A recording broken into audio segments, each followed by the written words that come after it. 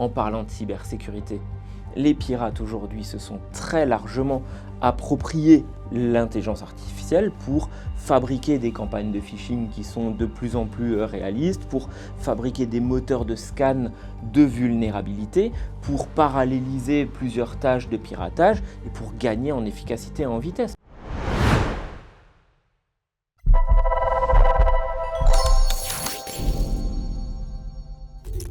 Bonjour à tous et bienvenue dans ce nouvel épisode L'humain à cœur du digital. Aujourd'hui, vous nous connaissez, on va parler sans doute intelligence artificielle, mais pas que. On va aussi parler de cybersécurité, les deux thèmes ensemble. Et là, vous vous dites, mais de quoi ils vont parler ? Eh bien, on va parler de Shadow IA, Shadow Intelligence Artificielle. Et pour cela, on accueille Thomas Schall. Donc, salut Thomas. Salut Julie. Super. Voilà, déjà, ça commence bien, on s'est dit bonjour, donc ça a beaucoup de belles choses qui vont se passer, je sens là, j'adore ce programme et ce sujet. Et pourquoi on a décidé de parler de Shadow Intelligence Artificielle ? Parce que ça fait un petit moment que tous les deux, on est dans l'informatique, dans le digital, dans les nouvelles technologies. Oui, on n'est plus tout jeune, il faut quand même qu'on se le dise, Thomas, surtout moi, toi, t'as pas changé. Et on a beaucoup entendu parler à une certaine époque, je dirais il y a entre 10 et 5 ans, de Shadow IT. Et ce terme est un peu parti parce que voilà, on en a fait un peu un parti pris et c'était OK pour l'ensemble des directions de services informatiques. Et là, on parle de Shadow IA. On est plutôt content que ce terme revienne parce que ça nous permet, ça nous donne l'opportunité de parler d'intelligence artificielle, à la fois côté cyber, mais aussi à la fois côté opportunité. Donc, c'est parti. Thomas, avant toute chose, est-ce que tu peux nous dire, non pas ce que c'est l'intelligence artificielle, bien évidemment, mais ce que c'est le Shadow IA ? Eh bien, le Shadow IA, en soi, c'est un petit peu la même chose que le Shadow IT. Qu'est-ce que c'était le Shadow IT ? C'était l'usage inconnu, non maîtrisé, non validé par l'IT interne d'outils qui permettaient de rendre certaines choses plus simples ou de rendre des process un petit peu différents dans l'entreprise. Le Shadow IA, c'est exactement la même chose. C'est l'utilisation non connue, non maîtrisée, non autorisée par l'informatique interne dans les entreprises d'outils d'intelligence artificielle. Alors il y a quand même une différence qui est fondamentale, c'est que le Shadow IT en son temps, c'était des outils. Le Shadow IA, aujourd'hui, c'est plutôt des fonctions cognitives qui vont être utilisées par les utilisateurs de l'entreprise. Et ça se voit encore moins que le Shadow IT, parce qu'à l'époque du Shadow IT, il fallait installer un logiciel, utiliser un process, alors que le Shadow IA, c'est dans un navigateur, ou pire, sur mon smartphone, où je vais pouvoir utiliser des outils d'une très grande richesse qui vont me permettre ou qui vont permettre aux utilisateurs de l'entreprise d'avoir un fonctionnement différent. Donc ça, c'est le Shadow IA. Et aujourd'hui, la problématique pour les DSI, c'est que c'est très difficile de l'intercepter, de le conscientiser et d'avoir surtout une vision de l'étendue de ce qu'est le Shadow IA au sein des entreprises. Exactement, et c'est pour ça qu'on est là aujourd'hui dans ce podcast. Est-ce qu'avant qu'on approfondisse la partie problématique ou risque potentiel pour l'entreprise, quelles sont les différentes formes de Shadow IA que tu as déjà vues dans les entreprises ou qui sont courantes ? Alors effectivement, il y a plusieurs formes et je pense même que vous les connaissez déjà toutes parce que tout le monde s'est très rapidement approprié l'intelligence artificielle générative, agentique et toutes les formes d'intelligence artificielle qui sont à notre disposition aujourd'hui, grand public ou pas d'ailleurs. Et on va retrouver, selon moi, 3 grands types d'intelligence artificielle que s'approprient les utilisateurs dans ce contexte de Shadow IA. Ce sont premièrement les intelligences artificielles génératives, celles que l'on utilise au travers du navigateur, pour la plupart, comme ChatGPT, comme Gemini. J'allais te demander des exemples, c'est parfait. Comme Copilot, pour les plus connus. Et qui sont très simples à utiliser, donc que les gens se sont appropriés de manière très rapide. Mistral, c'est bien aussi de donner exactement, des comme ChatGPT, comme Gemini, comme Copilot, comme Mistral, comme Claude d'Anthropic, ou toutes ces intelligences artificielles génératives. qui permettent de gagner en productivité, en efficacité, qui simplifient un certain nombre de tâches et qui permettent par ailleurs d'uploader de la donnée sur laquelle elle va travailler. Ça, c'est le premier grand type d'intelligence artificielle qu'on constate dans les usages de Shadow IA. Le deuxième grand type, ce sont les intelligences artificielles qui sont d'ores et déjà inclus dans les fonctions métiers ou dans les logiciels métiers pour les différents services des entreprises. Prenez par exemple le marketing qui va utiliser des outils de marketing, de montage vidéo, de génération d'images qui sont déjà enrichis par des fonctions d'intelligence artificielle sans que ça soit quelque chose qui soit connu ou maîtrisé par l'IT interne. Et le troisième grand type d'intelligence artificielle à laquelle on est confronté dans le cadre de Shadow IA, c'est l'intelligence artificielle qu'on fait rentrer dans l'entreprise. Par exemple, des intelligences artificielles qu'on va utiliser pour générer des scripts ou des programmes qui vont nous permettre de manipuler des données en interne, ce qui pose la question potentiellement de l'altération de ces données ou de leur légitimité sur le long terme. Est-ce qu'on est capable de dire sur le long terme, avec l'usage d'intelligence artificielle par les collaborateurs, que notre donnée elle n'a pas été modifiée ou altérée au fil du temps. C'est dans ce troisième cas d'usage que tu parles aussi de la création d'applications, enfin de développement. Quand tu parles de programme, est-ce que tu parles aussi effectivement du côté code ? Bien sûr. Bien sûr, je parle à 100% du côté code par des intelligences artificielles toujours encore grand public. On a mentionné tout à l'heure Claude.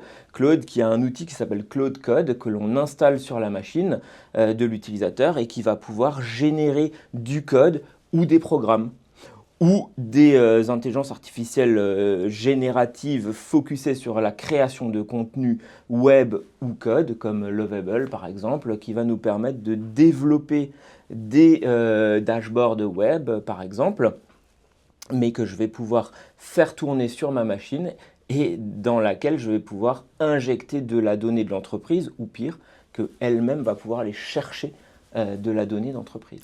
Tout ce qui va être vibe coding. Tout à fait. Donc là, on a bien vu les différents cas d'usage liés au Shadow IA. Et pour toi, quels sont les risques et les problématiques liées à cette partie-là ? Eh bien, j'ai un peu teasé tout à l'heure, mais les risques les plus connus, les problématiques les plus connues qui sont déjà intégrées par tout le monde, c'est la fuite de données. Ça, c'est la première grosse problématique, c'est la fuite de données.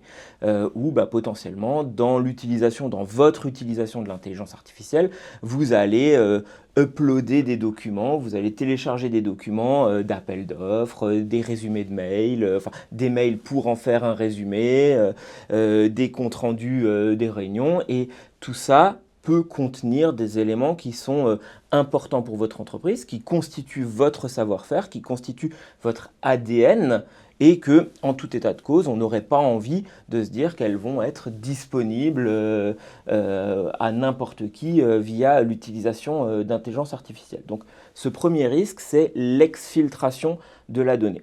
Et paradoxalement, c'est un risque que tout le monde intègre déjà, on entend beaucoup de gens dire que la problématique de l'intelligence artificielle, c'est l'exfiltration de la donnée. Mais j'aimerais bien qu'on fasse quand même un petit retour en arrière parce qu'on est très alarmiste sur le fait de sortir de la donnée de l'entreprise par l'usage de l'intelligence artificielle, mais en réalité, c'est quelque chose qui est déjà dehors depuis bien longtemps. La plupart des entreprises utilisent des services collaboratifs et de messagerie qui sont déjà hébergés depuis bien longtemps, donc, et nos outils collaboratifs, et a fortiori de messagerie, contiennent déjà des données critiques à l'entreprise, et donc, par nature, elles ne sont déjà plus dans l'entreprise. Donc, même si effectivement c'est un risque, on ne va pas se dire en conscience, je vais alimenter les intelligences artificielles grand public avec le savoir-faire de mon entreprise, bien entendu, mais je pense qu'il faut relativiser, parce que des choses sont déjà dehors, et pour autant, nos entreprises fonctionnent encore. Ça, c'est le premier point. Le deuxième point où l'usage de l'intelligence artificielle par le biais du Shadow IA peut être une problématique pour nos données, c'est quand on fait rentrer l'intelligence artificielle dans nos entreprises. Je le disais tout à l'heure, et c'est en ça que je disais que j'ai teasé, c'est que on utilise de plus en plus l'intelligence artificielle, notamment l'intelligence artificielle agentique, celle qui produit sans nous, sans notre regard de contrôle, des éléments qu'on va pouvoir utiliser au sein de nos entreprises. Et la plupart du temps, ce sont des scripts ou des programmes qui vont manipuler de la donnée à notre demande pour en produire de la nouvelle. Exemple, j'ai 5 tableaux Excel qui contiennent 5 analyses de sources différentes d'une problématique spécifique. Je vais demander à mon agent IA de fabriquer un programme en Python, en VB ou en que sais-je, pour utiliser ces 5 fichiers Excel structurés différemment mais qui parlent de la même chose et m'en sortir un nouveau qui contient ma donnée consolidée. Donc à ce moment-là, mon intelligence artificielle, elle va créer des choses dans mon entreprise en manipulant ma donnée. Et ça peut évidemment constituer un risque parce que quel est le regard de l'IT sur cette manipulation et quelle est ma certitude que ma donnée de base n'a pas été altérée par l'intelligence artificielle. Donc ça, ce sont vraiment pour moi les 2 gros risques de l'utilisation non maîtrisée de l'intelligence artificielle dans nos entreprises. C'est le fait de faire sortir de la donnée ou le fait d'altérer de la donnée en interne.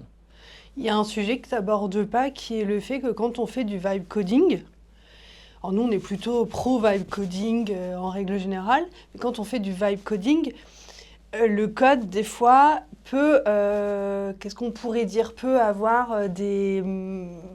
Vulnérabilité. Merci beaucoup Thomas. Osons le mot, bien entendu. Ça aussi c'est peut-être une problématique si... Bien sûr. Le responsable du service informatique ou d'autres dirigeants de l'entreprise n'ont pas cette vision-là qu'on fasse du vibe coding et que du coup on peut avoir des programmes avec des codes vulnérables. Tout à fait. Et là, on va aussi refaire un petit regard dans le passé où, concernant la cybersécurité des entreprises, il y a plusieurs années, plusieurs dizaines d'années, le focus était fait sur les fonctions métiers ou sur les usages des logiciels. Puis, petit à petit, on s'est rendu compte que ça n'était plus suffisant et qu'il fallait intégrer de la cybersécurité à nos productions, à nos infrastructures, qu'il fallait intégrer des droits pour nos utilisateurs pour éviter que la donnée puisse être altérée ou que des utilisateurs puissent avoir accès à de la donnée qui est potentiellement vulnérable. Donc, pour ce faire, les DSI, les services informatiques des entreprises ont dû avoir une visibilité sur ce qui se passait dans l'entreprise. Ce qui a été possible au fur et à mesure des années par les stratégies cybersécurité qu'ont mis en place les entreprises. Eh bien, avec l'utilisation d'intelligence artificielle qui code, eh bien, on va créer des nouveaux programmes dans les entreprises qui échappent complètement à la maîtrise des services informatiques et qui peuvent avoir du code vulnérable ou qui peuvent avoir du code non conforme aux attendus de cybersécurité, qui sont d'ailleurs parfois mentionnés dans les politiques de sécurité des systèmes d'information des entreprises. Il y a un risque que tu n'as pas abordé et je voudrais un peu connaître ton avis sur cette partie-là qui est relative à la partie shadow intelligence artificielle. Tu as parlé de la partie cyber, de la partie IT, digitale, de l'altération de la donnée, de la fuite de données, bien évidemment. Mais l'utilisation de l'intelligence artificielle, elle peut aussi amener quelque chose d'important, de non palpable tout de suite, immédiatement, qui est l'uniformisation de la manière dont on communique en interne et aussi en externe auprès de nos clients, auprès de nos fournisseurs. Je voudrais juste avoir un peu ton avis sur cette partie-là. Bien sûr, c'est aussi un point important. J'allais dire une problématique, je ne suis pas sûr que ça en soit réellement, mais c'est un point qu'il ne faut pas sous-estimer. Aujourd'hui, les entreprises, elles ont peut-être toutes un métier qui est similaire, mais une entreprise A ne le fera pas comme une entreprise B, et sa signature sur le sujet, son ADN ne sera pas le même que ses confrères ou ses concurrents sur un même marché. L'utilisation à très grande échelle de l'intelligence artificielle générative et particulièrement grand public, qui ne connaît pas grand-chose à notre propre fonctionnement, va avoir cette conséquence de lisser des échanges. Et on le voit déjà. Aujourd'hui, quand quelqu'un nous envoie un email qui a été traduit ou récapitulé par l'intelligence artificielle, on le sent, on reconnaît des choses dans la structuration des IA parce que tout le monde utilise plus ou moins les mêmes intelligences artificielles grand public et elles ont cette signature un petit peu que l'on sent dans les échanges. Et le risque, et ça c'est notamment effectivement palpable rapidement sur les fonctions de communication, c'est de retrouver des choses qui se ressemblent et de perdre notre unicité, notre savoir-faire spécifique sur un métier particulier et la saveur un petit peu de nos entreprises. Exactement, donc, l'exhausteur de goût. Exactement, l'ADN qui fait la différence entre une entreprise A et une entreprise B. Au-delà de ces technologies, de son savoir-faire industriel, c'est aussi la manière dont elle communique. Et je pense que c'était important aussi de le dire. Alors, bien évidemment, on sait que la plupart du temps, nos podcasts sont plutôt écoutés ou regardés par des responsables informatiques. Mais ça peut être aussi un sujet qu'eux peuvent aborder et que leurs dirigeants, leurs services de communication, s'il y en a un, parce que c'est important. Une fois qu'on a dit tout ça.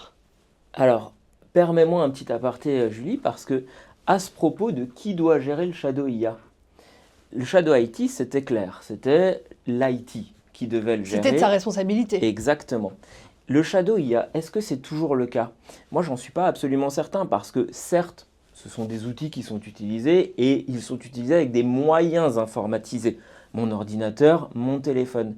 Mais pourquoi on les utilise? Tout sauf pour l'IT à proprement parler. On va utiliser l'intelligence artificielle pour faire des récapitulatifs de réunions, pour consolider des chiffres, pour traduire des éléments, pour créer de la donnée autour de mon environnement métier. Il n'y a pas beaucoup d'informatique dans ce que je viens d'évoquer. Donc le Shadow IA, pour faire le lien avec ce que tu viens d'évoquer, est certes probablement managé par l'IT parce qu'il va falloir y mettre de la vision, mais c'est un problème de direction. L'appropriation de l'intelligence artificielle par les collaborateurs de l'entreprise, c'est une question d'innovation et de compétitivité. Ça doit forcément aller plus loin que les services informatiques. Mais là, on touche du doigt quelque chose qui est aujourd'hui hyper important, c'est aussi le changement du métier de l'informatique et des directions de services informatiques, des responsables informatiques, qui est avant très tourné autour de l'infrastructure et des outils d'infrastructure mis à disposition des fonctions métiers. De la technologie, donc. De la technologie, voilà, vraiment du support, du socle qui permet de travailler. Ou est-ce qu'on n'a pas un virage qui était déjà pris avec le digital, mais qui s'accélère avec l'intelligence artificielle, où les responsables informatiques, les DSI, doivent avoir ce rôle-là vraiment de directeur du système d'information en support des fonctions métiers, en support de la stratégie de l'entreprise. En collaboration des fonctions métiers. Exactement. Le côté collaboratif est de plus en plus prégnant en fait, dans le métier de responsable informatique. Exactement. Petit aparté dans notre podcast. Comme vous le savez, on accompagne beaucoup les entreprises dans le déploiement de solutions technologiques et dans le service managé pour les accompagner au quotidien dans leur stratégie. Et bien évidemment, cette partie-là, on ne le fait pas tout seul. On le fait avec des hommes et des femmes qui vont avoir l'expertise technique pour accompagner les entreprises, les DSI, les dirigeants dans leur stratégie informatique et digitale. Mais pas que, on le fait avec des solutions technologiques qui nous aident au quotidien à réaliser ce travail. Et donc aujourd'hui, on est accompagné dans notre podcast par un de nos partenaires technologiques qui est WashGuard. Donc merci à eux pour cet accompagnement au quotidien et pour la réalisation de ce podcast. Maintenant qu'on a dit tout ça, oui. Je crois qu'on a vraiment abordé les risques, ce que c'était le Shadow IA, on a abordé toute cette partie-là. Qu'est-ce qu'on fait, Thomas? On arrête?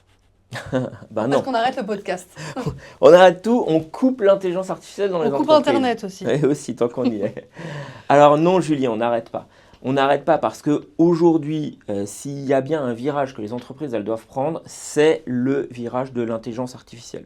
De toute façon, il faut être honnête, c'est trop tard. C'est trop tard, tous les utilisateurs des entreprises utilisent l'intelligence artificielle. Le Shadow IA, c'est important de le conscientiser, mais il faut aussi accepter que c'est déjà très largement une pratique courante de l'ensemble des collaborateurs des entreprises. Donc, il y a déjà ce premier point. Et peu importe, on va dire, la génération. Bien entendu, ça a commencé par les plus jeunes, mais ça a ruisselé très rapidement sur toutes les fonctions et tous les collaborateurs des entreprises, tant est qu'ils aient accès à un moyen informatisé. Ça, c'est un premier point. Le deuxième point, c'est qu'il faut aussi être honnête vis-à-vis de l'IA. L'IA a permis aux collaborateurs d'être plus productifs, d'être plus inventifs et du coup d'être dans une capacité d'innovation permanente, ce qui est bien nécessaire pour nos entreprises. C'est quelque chose de fondamental aujourd'hui de garder de la compétitivité, de garder une capacité à innover dans un environnement plutôt instable. Exactement, où on ne sait pas aujourd'hui de quoi est fait l'avenir, on ne sait pas de quoi est fait l'avenir économique de nos entreprises, géopolitique du monde, donc on doit s'obliger à innover, à explorer, à débroussailler. L'intelligence artificielle nous permet d'aller sur ces terrains-là. Donc se dire qu'on va couper l'intelligence artificielle ou la maîtriser à outrance ne va pas avoir des effets positifs pour nos entreprises. Et à côté de ça, nos concurrents, nos confrères s'approprient déjà très rapidement aussi ces usages et donc ça créerait un décalage concurrentiel pour les entreprises qui décideraient de tout couper. Et troisièmement, en parlant de cybersécurité, les pirates aujourd'hui se sont très largement appropriés l'intelligence artificielle pour fabriquer des campagnes de phishing qui sont de plus en plus réalistes, pour fabriquer des moteurs de scan de vulnérabilité, pour paralléliser plusieurs tâches de piratage et pour gagner en efficacité et en vitesse. Donc cet usage, il est là qu'on le veuille ou qu'on ne le veuille pas. Donc en tant que dirigeant d'entreprise ou de responsable des fonctions IT de l'entreprise, on se doit de conscientiser et d'accompagner ces usages-là au sein des entreprises, ne serait-ce que pour lutter contre ce qui vient de l'extérieur en matière de vulnérabilité pilotée par l'intelligence artificielle. Donc s'il y a bien un message, c'est il faut y aller. On ne peut pas bloquer, on ne peut pas tout couper, ça n'aurait pas de sens aujourd'hui. Aujourd'hui, tu viens de le dire, la question c'est pas est-ce qu'on doit aller dans l'intelligence artificielle? La question c'est pas est-ce qu'on doit bloquer l'intelligence artificielle dans notre entreprise? Non, je pense que la bonne question c'est comment on y va. Par quels moyens on y va? Comment on y va avec nos collaborateurs en lien avec notre stratégie et notre développement d'entreprise? Donc la question que je vais te poser aujourd'hui, si tu étais un dirigeant d'entreprise ou si tu étais un responsable informatique ou quelqu'un qui avait la responsabilité de l'informatique au sein de son entreprise ou de son organisation, c'est quelles sont les 3 priorités à mettre en place. Allez, je vais te donner un défi dans les 90 jours. Ok, défi accepté. 3 priorités. Déjà, la première priorité, c'est accepter. Pour moi, il faut absolument qu'on accepte que les directions des systèmes d'information, que les fonctions administratives et financières et a fortiori que les directeurs généraux des entreprises acceptent que l'intelligence artificielle est déjà dans leur entreprise aujourd'hui.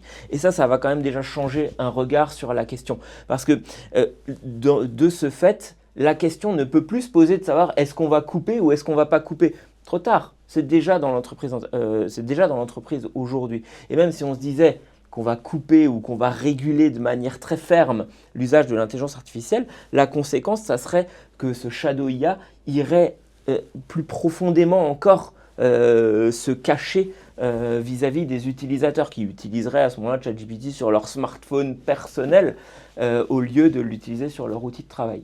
D'ailleurs, il y a quand même un point qui est historique, Julie. Je pense que c'est quand même la première fois que des utilisateurs sont prêts à payer de leur poche l'utilisation d'outils pour leur travail professionnel. Il existe moult utilisateurs qui payent leur abonnement ChatGPT ou Gemini, Copilot ou français Mistral ou Claude par exemple dans les entreprises parce que ça leur sert au quotidien. Donc la première priorité pour moi, c'est d'accepter, se dire ok, l'intelligence artificielle est déjà dans mon entreprise aujourd'hui et c'est une bonne chose. Ouais, c'est ça. C'est vraiment de se dire, c'est une superbe opportunité. Mes utilisateurs, ils l'utilisent, donc ça va aussi me challenger moi en tant qu'entrepreneur. Et ça me responsabilise. Parce que maintenant qu'on a fait ce constat, je dois les accompagner, je dois les aider. Et ça, pour moi, c'est la deuxième priorité, c'est d'inventorier de gagner en conscience de ce qu'on a aujourd'hui dans notre entreprise. Donc d'aller solliciter mes collaborateurs, interviewer mes collaborateurs sans jugement, parce que ça c'est fondamental, pour savoir comment est-ce que l'intelligence artificielle aujourd'hui les aide dans leurs fonctions. Parce que le risque, ça serait de se dire, ok, je veux aller dans l'intelligence artificielle, je vais mettre à disposition de mes collaborateurs un outil, mais qui n'est pas le bon. Mes fonctions marketing utilisent de l'intelligence artificielle pour créer du contenu graphique et moi je viens leur proposer un chat GPT qui va leur permettre de rédiger des articles. Je ne suis pas en corrélation avec leurs usages, donc ça ne va pas fonctionner. Donc cet inventaire est aujourd'hui absolument nécessaire et si on a 90 jours devant nous, eh bien je pense qu'ils peuvent être utilisés en bonne partie pour bien conscientiser quel est le besoin de mes équipes en matière d'intelligence artificielle pour que ma stratégie de delivery soit en accord avec leurs besoins et que du coup, elles leur permettent de s'approprier ces usages en conscience avec la stratégie d'entreprise et ne pas aller renforcer encore cette notion de shadow IA. De se cacher, quoi. Exactement. Leur dire, ok, on sait, c'est bien. Maintenant, on veut l'inventorier pour encore plus vous aider potentiellement. Exactement. Donc la première priorité, c'est d'accepter. La deuxième priorité, c'est d'inventorier. Et donc la troisième priorité, dans les 90 jours, c'est le delivery.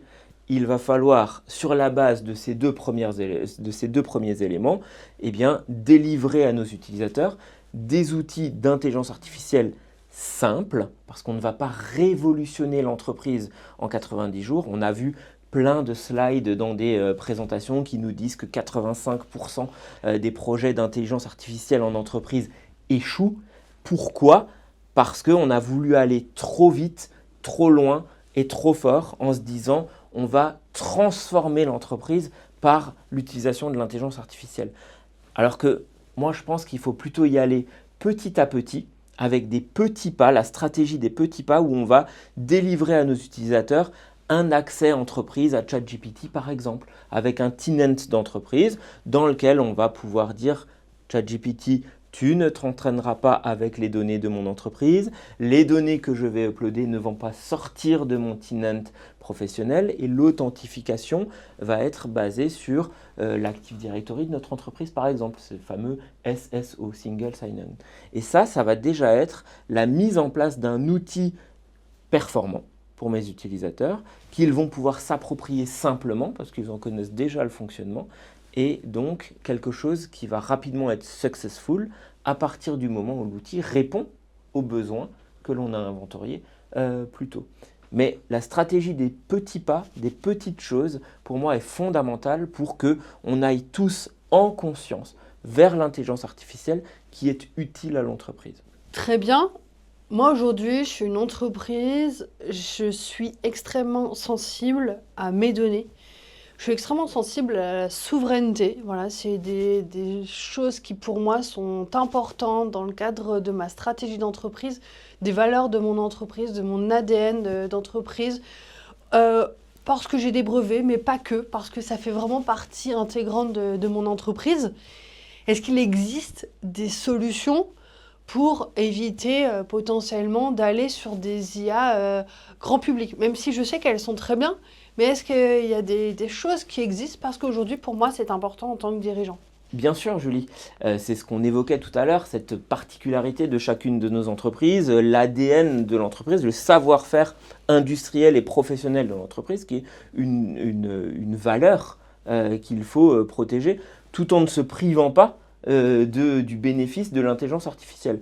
Et bien dans ce cas, aujourd'hui, il est bien sûr possible d'aller créer des intelligences artificielles au sein même de nos entreprises, au sein même de nos infrastructures IT, qu'elles soient on-prem ou dans notre propre cloud. On parle beaucoup de souveraineté et il est tout à fait possible d'aller faire tourner des modèles de langage qui vont d'ailleurs être plus performants qu'une intelligence artificielle grand public parce qu'elle va pouvoir, tout en restant cloisonnée au sein de notre entreprise, apprendre de notre fonctionnement, apprendre de nos collaborateurs, apprendre de notre savoir-faire métier sur la base des données que l'on a déjà et être un atout de compétitivité parce que ça va nous permettre d'utiliser l'IA au sein de nos entreprises sans ce risque de fuite de données ou de fuite de savoir-faire ou de lissage de la communication, comme on a pu le dire tout à l'heure. Donc oui, sur nos infrastructures on-prem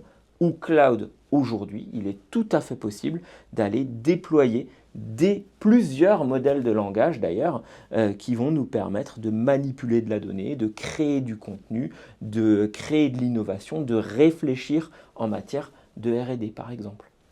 Donc tu as parlé de 3 priorités là dans les 90 jours. Je te remercie d'avoir accepté le challenge. Tu as parlé d'accepter.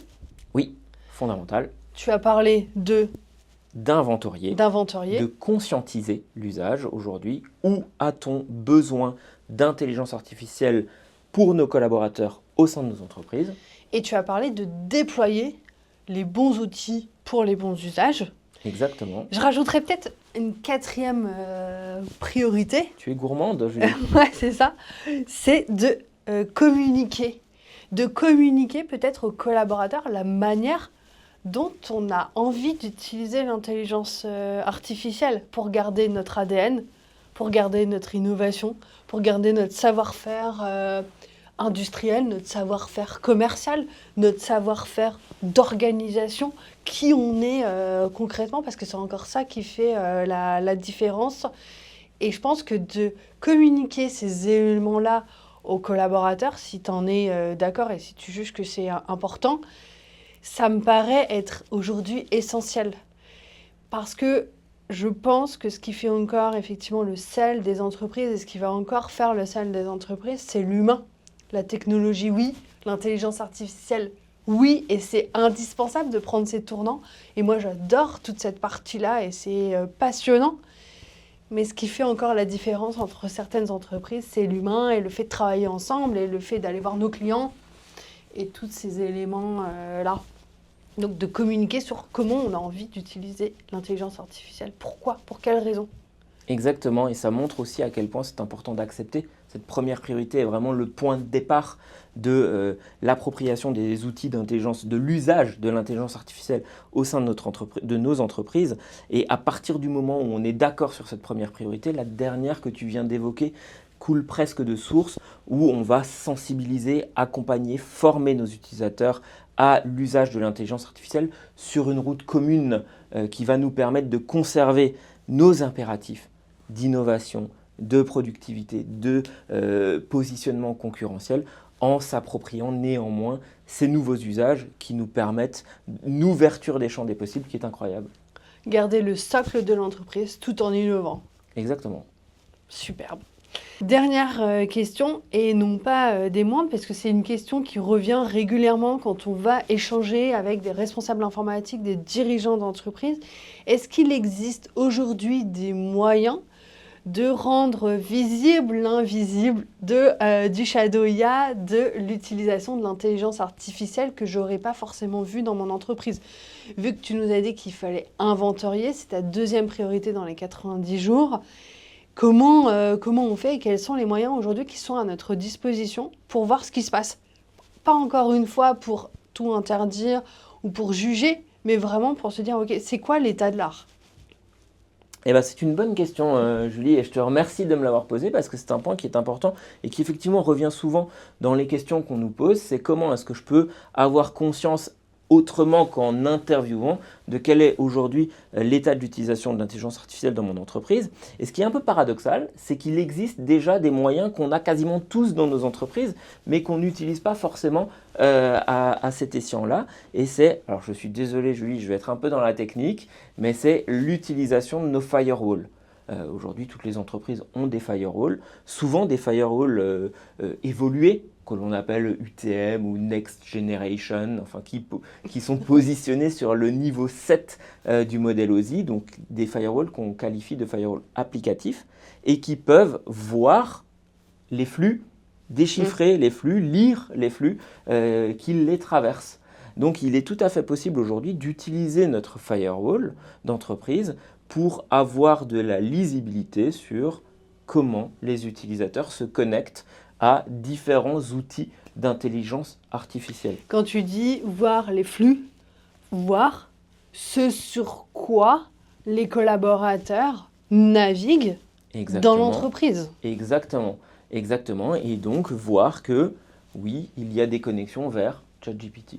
Il y a des connexions vers Gemini, Mistral, Lovable ou Canva ou peut-être des outils un peu moins identifiés comme tels, mais qui sont tous catégorisés aujourd'hui dans les firewalls. Tous les constructeurs de firewalls, on a le plaisir de travailler avec WatchGuard en l'occurrence, qui dispose aujourd'hui de ces fonctionnalités. Donc je le disais, tous les constructeurs de firewalls ont mis à jour leurs outils pour avoir une catégorie spécifique autour de l'intelligence artificielle. Donc je suis responsable informatique, je veux inventorier.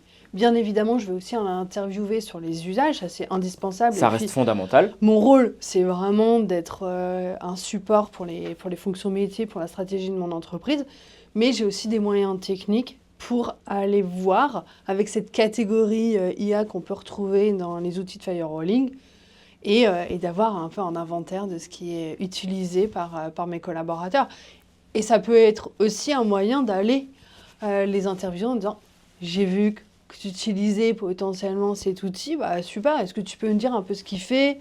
Moi, ça m'intéresse, peut-être qu'il pourrait être utilisé par d'autres services de l'entreprise, peut-être qu'on pourrait optimiser l'usage de cet outil-là, créer des formations, être vraiment dans l'accompagnement et le soutien. » Le moyen technologique proposé par le firewall va nous permettre d'avoir une vue d'ensemble des usages, et l'interview, l'échange, la communication avec les collaborateurs va nous permettre de comprendre l'usage et de le développer en conscience dans l'entreprise. Est-ce qu'il y a d'autres outils que potentiellement le firewalling ? Oui, alors il existe d'autres outils technologiques qui sont des plateformes d'analyse des usages de l'intelligence artificielle par le scan sur les différents outils de l'existence ou non de comptes liés à des adresses mail d'entreprise.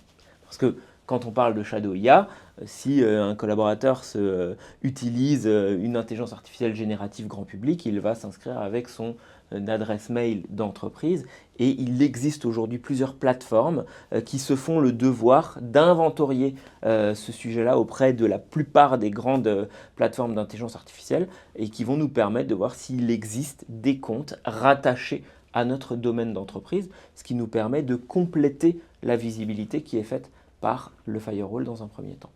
Très bien. Thomas, merci beaucoup pour cette vision de l'invisible du Shadow IA qui peut se passer dans les entreprises.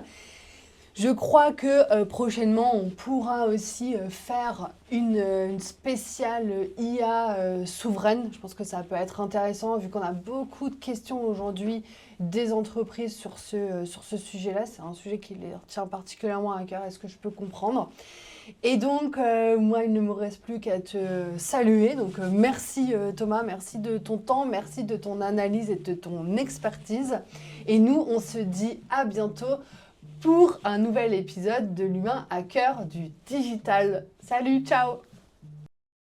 Vous avez apprécié ce moment ? Alors laissez-nous un commentaire, un avis ou partagez cet épisode autour de vous.